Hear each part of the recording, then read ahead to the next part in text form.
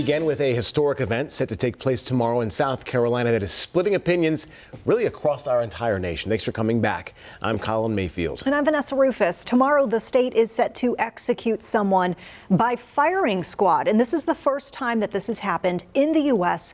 in 15 years. WCNC Charlotte's Nick Sturdivant tells us how we got to this point.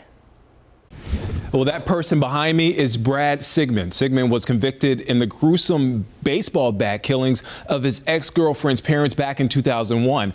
It happened in Greenville County. He is the first South Carolina inmate to choose the state's new firing squad over lethal injection or the electric chair. His lawyer says he made the choice because the alternatives seemed worse. A judge allowing inmates to choose to be shot or electrocuted to death in 2024. Until that point, the court maintained the options were, quote, cruel and unusual punishments. Some law experts argue the court's logic is flawed. The ironic thing is that South Carolina forces prisoners to choose between three different alternatives. In his lawyer's words, that's between a violent death by firing squad, a torturous death by lethal injection, or electrocution, which he says is basically frying his client.